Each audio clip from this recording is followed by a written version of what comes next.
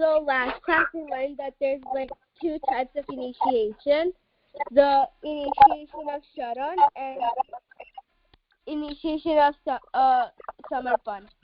So in the initiation of Sharan, a person needs to surrender himself to Bhagwan and needs to recite the Ashtakshara mantra, in which he says that Bhagwan is our only savior. And in the Samarpan, in the initiation of Samarpan, a person needs to fully dedicate his life into Bhagwan's service, and the Guru must see that he is fully prepared to do this. And we also learned that Sri Vallabha says that we shouldn't bother getting initiated into the Pushtibhakti Sampradaya if we aren't ready to follow out the rules and regulations. And the other thing we learned was that whoever takes ashray in Shri Krishna is surely to obtain him. So like in Gita, when Arjuna is doubtful if he should fight or he shouldn't fight in the war, Bhagwan tells him not to worry and surrender himself to him. So Bhagwan wouldn't let any obstacles astray his disciples from achieving him.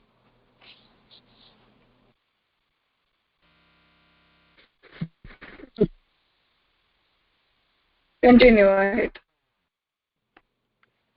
Okay. Samarpan mantra of dedication.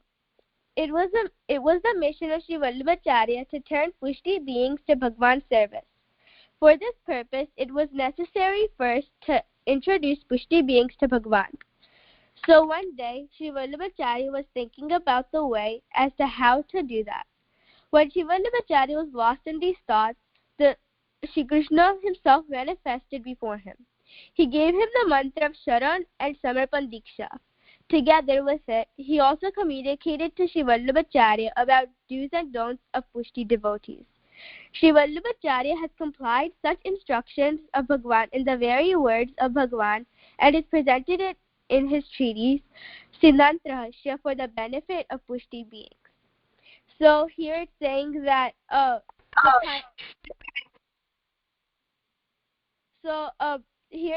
the primary reason Sri Vallabhacharya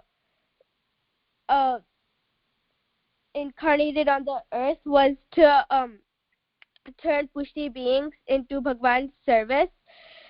And one day he was thinking about how to do this. So Shri Krishna manifested before him and provided him with the mantra of Sharan and Samarpan Diksha.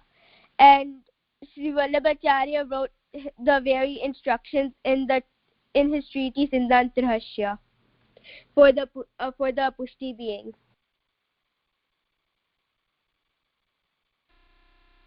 Yes, we learned that in Pushtimarg we have two types of Diksha, or two methods of attaining initiation. The first one is Sharana Diksha and the second one is Samarpana Diksha. So about Sharana Diksha we learned that the origin of the mantra and what is the time for attaining Sharana Diksha and what are the qualifications which are needed in the candidate while attaining Sharana Diksha.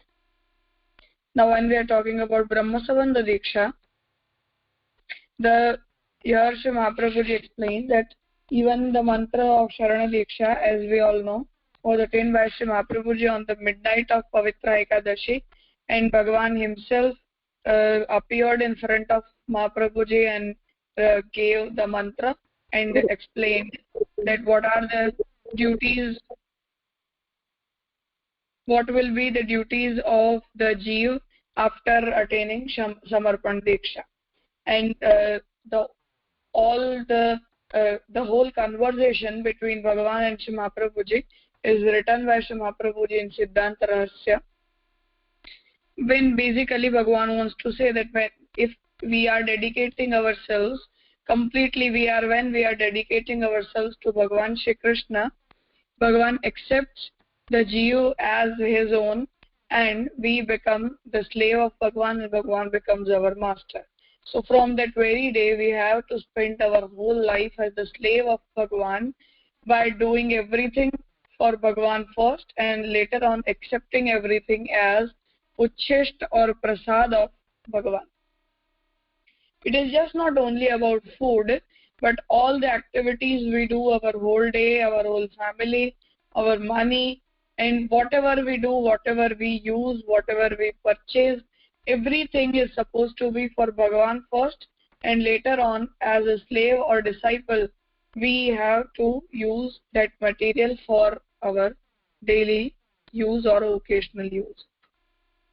So this is what Mahaprabhu explains in the Siddhanta Rahasya.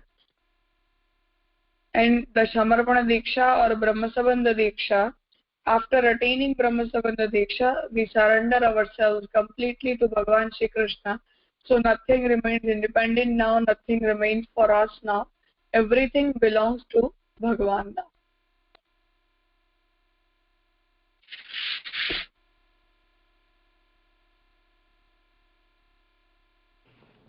Should I continue? Any questions?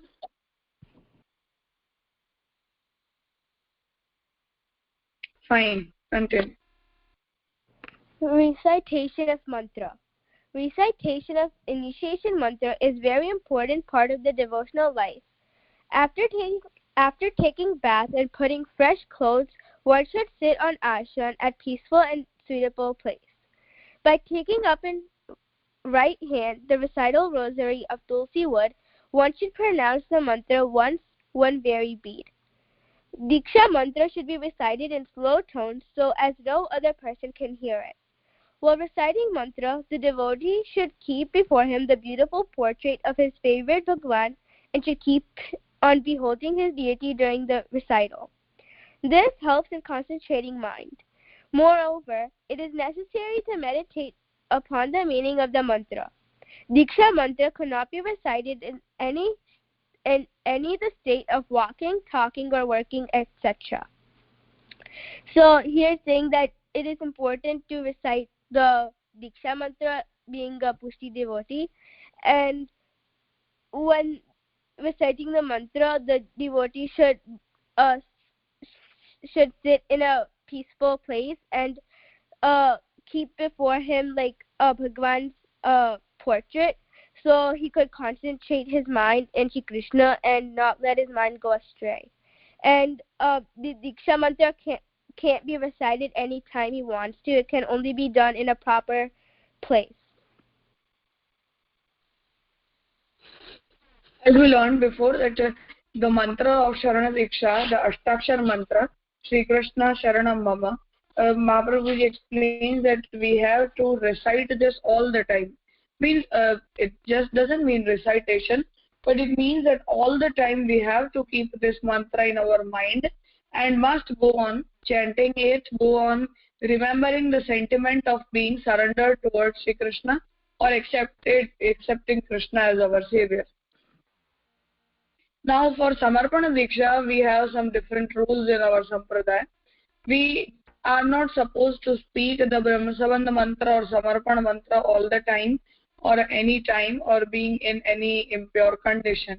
So when we take bath for seva and when we are in seva, only at that time we must recite the Brahmasabandha mantra during Tulsi Samarpan in front of Bhagavan, and in other time we are not supposed to speak the Brahmasabandha mantra. So we have to sit on a proper place, at a suitable place which is peaceful without any noise, and must recite the Brahmasabandha mantra and the Ashtakshar mantra also with using the Japamala. If you people would have been gone through, the people who are following ISKCON, they have a Japamala in their hands all the time and they just go on reciting Hare Krishna Hare Ram. So we are not supposed to do like this, but once a day at least, or twice during in the morning when we are in seva, or during the period of Rajbhog, when we are in pure condition, we must at least do jap of one round of 108 times for Brahmasabandha mantra and at least 3 for Ashtakshar mantra. It is the way of reciting, it is the way of understanding the sentiments which we speak during in the mantra, and we as whatever the things we speak out repeatedly, they stay in our heart. So this is the main concept. As we find that in the school the children are asked to speak the poems. Now we know that poems don't make any sense, but the sentiments, the understanding of that language, of that English or Gujarati or Hindi language, they stay in the mind of the children by regular recitation. So same way, we are also asked to recite the Brahmasan mantra and Samarpan mantra.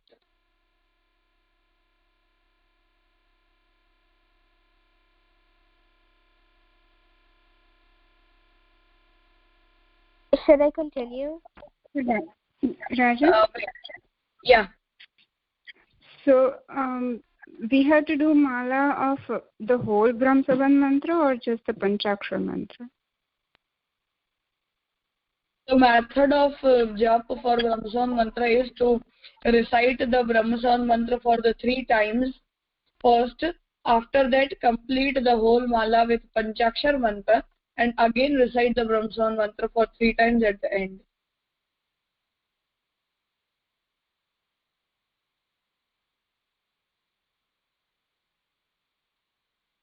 Ji, Raja.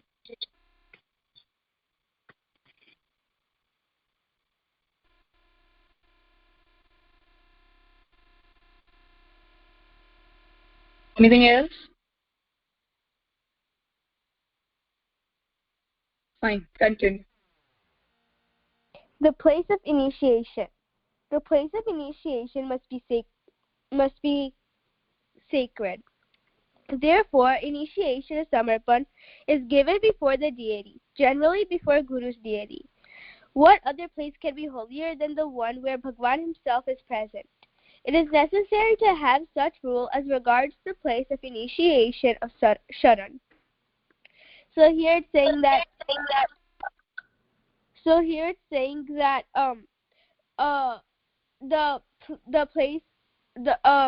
the place the Guru is bestowing the initiation to his disciple must be very sacred, and therefore the Guru's deity must be present before them, because that is the most holiest place where the initiation could be given. This is not the rule implied for Sharana Diksha, but during Samarpana Diksha, the Samarpana Diksha is given in front of Bhagwan only. And generally, the disciple comes to the place of Guru and attains initiation in front of his Thakurji, the Thakurji of his Guru. But it can be given at the place of disciple also. But specifically, it is given in front of Sri Thakurji. This is not the rule for Sharana Diksha. Sharana Diksha can be given anywhere.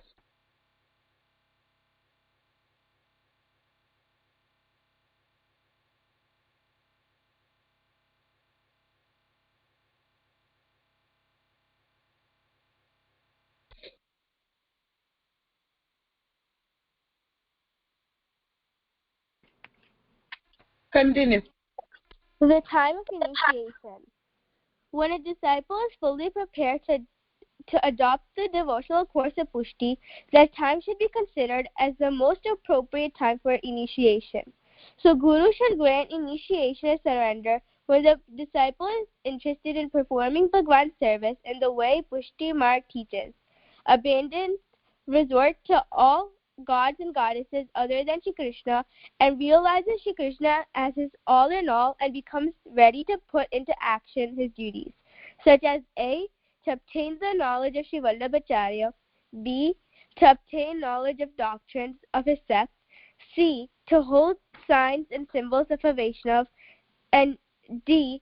to recite verse and text of tenets like Shodash Granth, Tattvat Deep Nibandh, etc., praise of Acharyas and Shri Krishna like Shri Krishnashtakam, Sarvottam Sutram, etc. Similarly, while carrying out duties of the path of surrender, when a devotee wishes to pass his life as a humble servant of Shri Krishna, and is ready to perform service of Shri Krishna, then only he should be allowed to have initiation of Samarpan.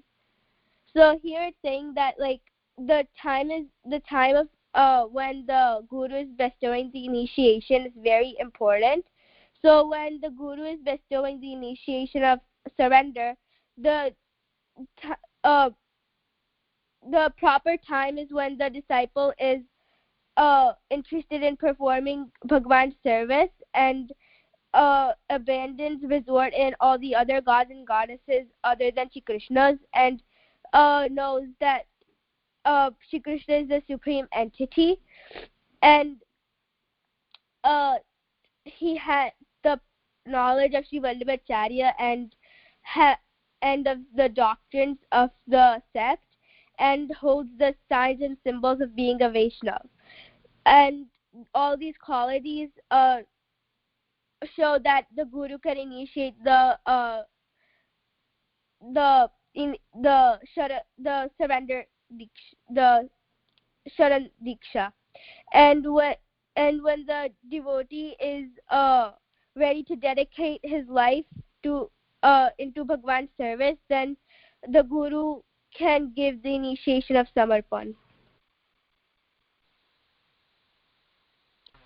So as we understood before also, that initiation must not be given without checking the candidate, the qualities of the candidate. The person who is ready to get initiated into the sampradaya, he has to be qualified. He needs to have all the qualifications for being a Pushtimargiya Vaishnava. Means as we understood that for Sharana Diksha it is necessary that we accept Shri Krishna as our only resort, and if we are not having the feeling of surrenderance towards any other god or goddesses, then it is fine. We can give the Sharana Diksha to that person. But now for the when it is explained about the Samarpan Diksha, we must keep in our mind that when we are surrendering ourselves towards Shri Krishna and accepting Krishna as our master by confessing ourselves as a slave, then the seva of Shri Krishna is a primordial duty after attaining Samarpan Diksha. So the person who is not capable of performing Krishna seva is not supposed to be given the Brahmasavanda Diksha. He just needs to have the Sharana Diksha and can accept the Shri Krishna as his only resort. But after Brahmasavanda Diksha, seva is compulsory. We cannot stay away from seva after attaining Brahmasavanda Diksha. It is a different thing that occasionally we are not present, or for some years when we are studying, we stay away from our place. But sooner or later, we have to be performing Krishna seva, as without Krishna seva, all our behaviors, all our usages, and all the materials we use remain asamarpit. And after Sharana Diksha, the use of asamarpit vastu, the objects which are not have been in direct or indirect contact of Bhagwan, are not supposed to be used. As Mahaprabhuji explains, asamarpita vastunam tasmad varjanam acharet, means all the asamarpit objects, the objects which have not been in contact of Bhagwan, maybe directly or maybe indirectly, are prohibited for a person who has surrendered himself to Krishna. Just to understand this concept as marriage, that when two people marry each other, after that day their whole life is with each other and they have to be in the company of each other. Nothing can be independent, nothing can be away from each other. So if you are not staying together, if you don't have that bond, then it doesn't mean the marriage is useless. But if you are staying with each other, you have that bond of being in contact with each other, using everything with each other, and you don't have a independent life anymore, only then the connection, the relation of a married person is considered valid. So same way here, what explained is that after Samarpana Diksha, we are not supposed to stay without seva. So the very day we feel that we are eligible for this lifestyle, we will be having a samarpit jivan for our whole life. We are ready for performing Krishna seva. Only then Brahmasabandha Diksha can be given. The children in the family, when they are of small age, they can perform seva under the guidance of their parents. But for performing seva independently, see, again, we are not talking about some occasional conditions when we have to perform seva without our parents. But for always, if we want to have independent seva, then Brahmasabandha Diksha is compulsory. And Brahmasabandha Diksha must only be attained if we want to perform Krishna seva.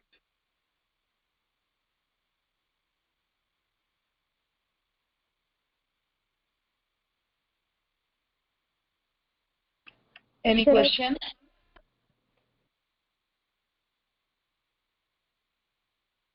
Okay, continue.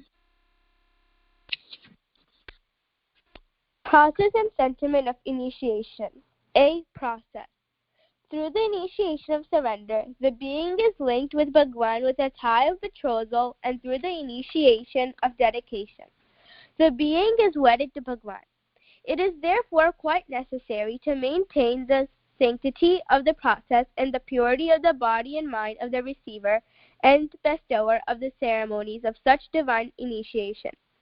For this reason, before the initiation of dedication, the candidate is required to take bath and observe fast as a rule for obtaining purity of the body and senses. The purpose that lies behind all of this is to teach serenity and sanctity of the initiation, and to purify his mind to befit to initiation. Unfortunately, since long, no such care is taken with the initiation of surrender. However, if some process like this is adopted regarding initiation of Sharan mantra, there is nothing wrong in it. So here it's saying that before the guru bestows his disciple the initiation of dedication, the disciple must take a bath and fast, so he could obtain purity of the body and senses, and he could purify his mind.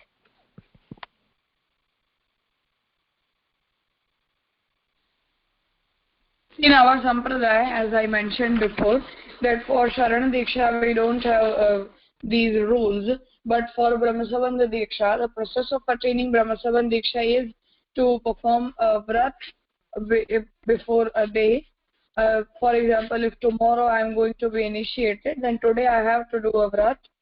After doing the vrat, first of all we have to ask for the permission from Guru, then we have to select a day, then we have to perform a vrat for a day, and the next day we have to go to the Guru's place, take a bath.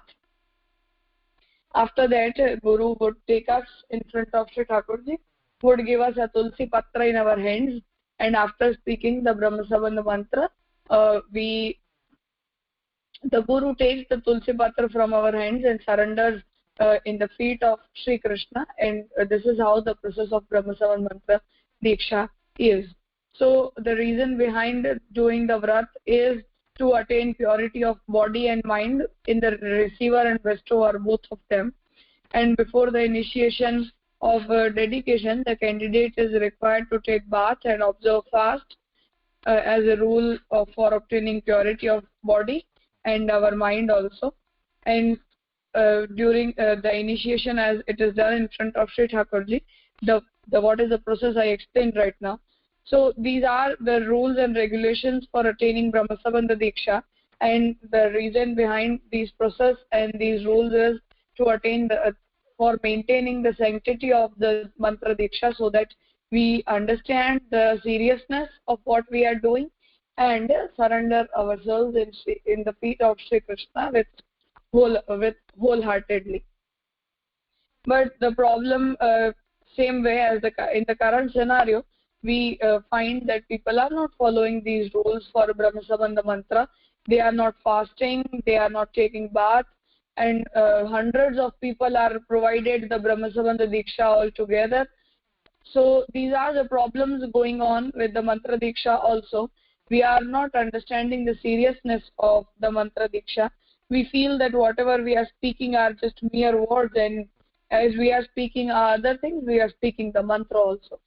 So neither the guru and nor the disciples, both of them are not understanding the seriousness of the mantra Diksha, but it has to be understood, and we must be very serious about the process we are following, and we have to surrender ourselves in the feet of Shri Krishna with whole our heart.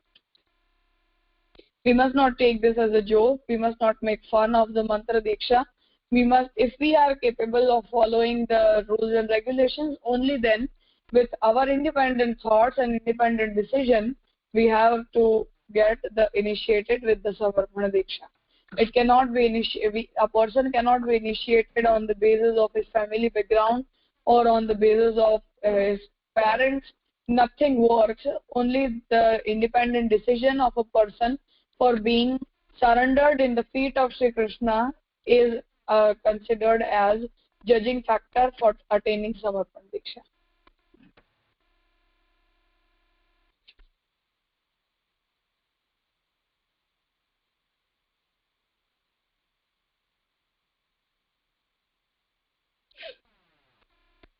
Fine, so I think we can conclude here today.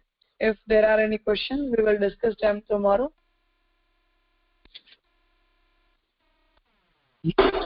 Can we explain